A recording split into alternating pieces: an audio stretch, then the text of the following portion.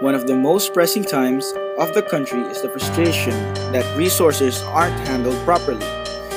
In this mismanagement will problems arise, problems which can't even be pondered about by ordinary means, and problems which could deliriously channel one's sophistication to the critical boundary of destruction.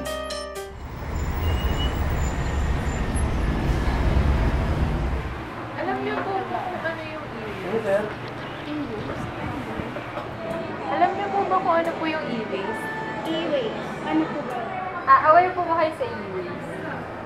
Yung electronic waste. E-waste refers to the discarded electrical or electronic gadgets that were once functional for the benefit of mankind. A large number of what is labeled as e-waste is actually not waste at all, but rather whole electronic equipment or parts that are readily marketable for reuse or can be recycled for material recovery. But does everybody know what e-waste is capable of? Does everybody know the right steps, precautions, and ways on how to handle e-waste? Will an average person's mediocre knowledge be sufficient for the smooth flow of processes that would uplift the current e-waste situation? As a group of students with the prior motive of intentionally knowing the answers to the aforementioned questions, we went to Gilmore IT Center in Quezon City last October 18, 2014 to ask random individuals who could share to us some helpful insights regarding e-waste and its derivatives. We went to the Sky PC Computer Center, an establishment open for 8 years, and in that establishment did we came to interview Miss Rufa and Miss Jessa. Alam niyo po kung ano yung e-waste? Yung mga electronic waste. Sabihin niyo po, ano po ba yung dapat? Ano po dapat i-implement ang mas sa natin? Kailangan magkaroon ka, each store po ba kailangan na-realize ko yung mga kasalanan nila? Mayroon kami. May ano kami warehouse na nandun lahat yung mga ano namin na hindi na natuwa. Hindi namin siya tinatapon kung saan-saan para hindi makasagabal sa mga tao. May law po ba dito na bawal magtapon ng mga gadgets na sila sa normal na basurahan? Opo, kasi inaano rin ng admin yun ang hindi. Oo. Kaya kami nila talaga yung hakot, Yung ate, yung mga ginagawa, pag may pinaglumaan kayo, yung ginagawa yung po diretso. hindi po naman. Tinatakot ko muna. Tinatakot ko muna. Pag hindi na talaga siya magamit. Thank you. Thank you. Yung electronic waste. Sige po. Ano pong ginagawa niyo sa hindi niyo po ginagamit na gadgets? Mga sira na po na phones, mga ganun. Yung iba, ginagamit yung mga parts. Kaya nakuha na lang ng parts para sa pwede ilipat ng mga masisirang phone din. So yun na po yung purpose nun. Paglipat lang yun. Kasi yung mga sira, kukuhanin lang yung mga Parts niya para yung ibang sira din, mabubuo mo na siya. Okay. Magkakaroon ka rin ng idea na ganito pa yung loob nito, pwede mo ilipat dito sa... Paano po yung hindi po nagagamit na parts? Saan po niyo nilalagay? Ayun na yung tinatapon talaga sa mga parang recycle bin din na trash. So parang meron talaga specific na tapunan kayo, gano'n? Meron talaga kasi bawal naman talaga itapon dun sa saan yan. Saan? Saan tinatapon yun? Ay, hindi ko alam sa mga basurero kasi nakaiwalay talaga. Parang nasa segregation So lang. parang binibigyan niyo sa basurero, tapos sila nang bahala Sila magtapon. bahala. Okay. Sige po. Thank you. Ms. Giselle was also interviewed, who works at the 15-year-old establishment called the Micro Exchange. Aware po ba kayo sa e-waste?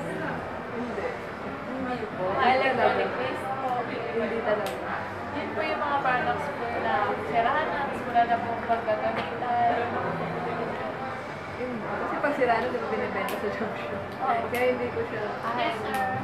So kung magtatapon man po kayo ng mga sira ng gadgets, nagtapon pa ba kayo? I mean, saan nyo dinidispose? Parang, bakit naman lang? Sa diretso po sa baso na po.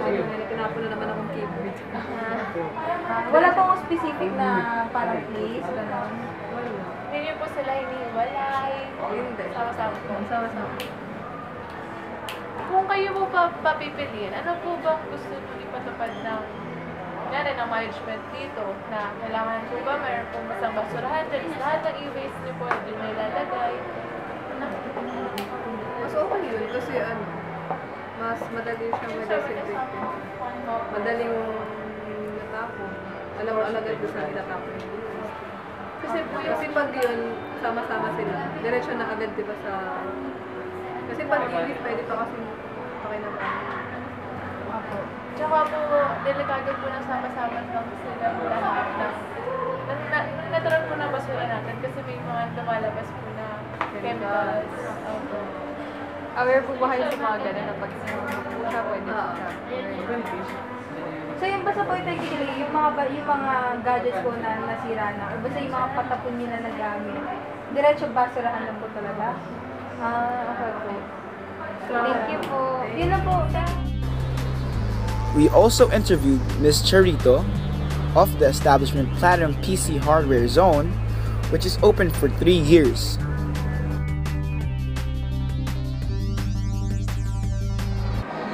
Alam niyo po ba kung ano po yung e-waste? E-waste. Ano po ba yun? Electronic waste po siya. Yung kayo po personally, halimbawa may phone po kayo, tapos bumuli kayo yung bagong phone. Yung lumang phone niyo po, saan niyo po nilalagay? Kasi hindi na po ba siya nagagamit? Yan. Sa akin, kumbaga, pwede kong ibigay dun sa kapatid ko. Near-recycle. Paano po pag yung sira yung phone? Ano po ginagawa niyo? Tinatapon niyo na po ba diretso sa basurahan? Or tinatago niyo po? Hindi ko tinatapon. Diyan lang siya sa nakatabi lang. Katabi lang po. Kumbaga, remembrance lang na eto, minsan ang tagat niya unit. Sa tingin niyo po, kung kayo po yung papaisipan ng paraan, ano po ba dapat gawin doon sa mga luma na po? Dapat po ba magkaroon lang, meron sa isang lugar na to, dapat mayroong lahat na, isang basurahan na lahat ng e-waste? Or ano po bang gusto niyo gawin nila doon?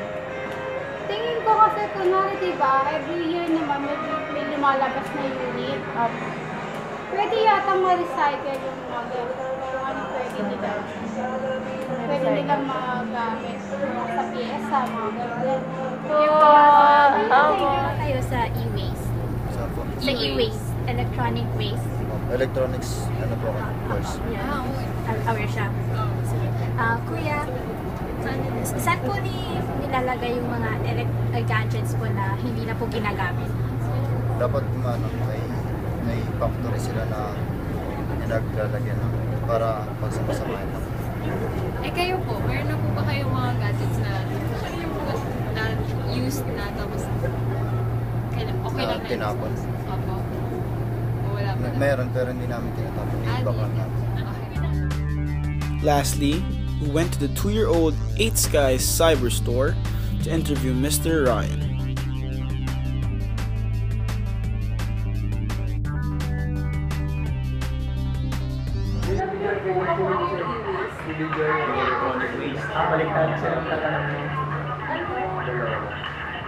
Saan ang ginagawa sa practice? Yun nga po, parang saan niyo po siya dinadala? Yung mga gadgets? Sira na. Binibenta namin yun. Sa mga junk shop. Pag sila na po bahala mag- Paano ito? Halimbawa, may mga nakastore pa na files? Wala na yun. Wala na. Kahit So, may nakastore na wala hard drive, di ba? May nakastore na files doon.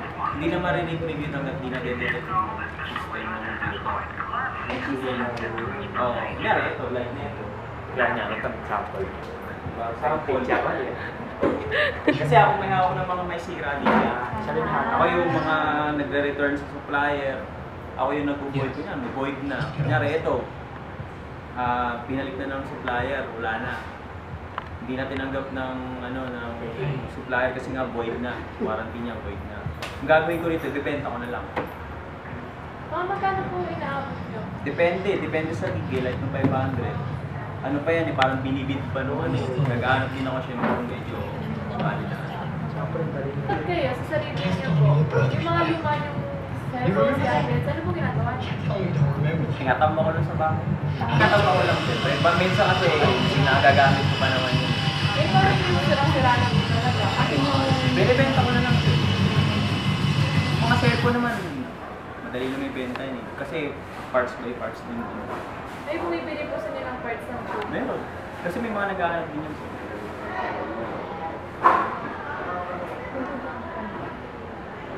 Saan po junk shop doon binibentahan niyo? Ayun lang hindi ko na alam. So yung... May text lang ako, kunyari. May ganito ako. Meron ako, may text akong tao. Yun po ba kuya yung scrap buyers? Oo, mga ganun scrap buyers. Tuwing kailan po sila pumupunta? Depende. Magkano po yung inaabot? Depende din sa bibenta mo. Kunyari, kasi parts by parts na. Motherboard, ganitong hard drive, memory. Basta mga sira na. Kasi kinukuha din nila yun eh. Nire-recycle din nila yun. Thank you, kuya!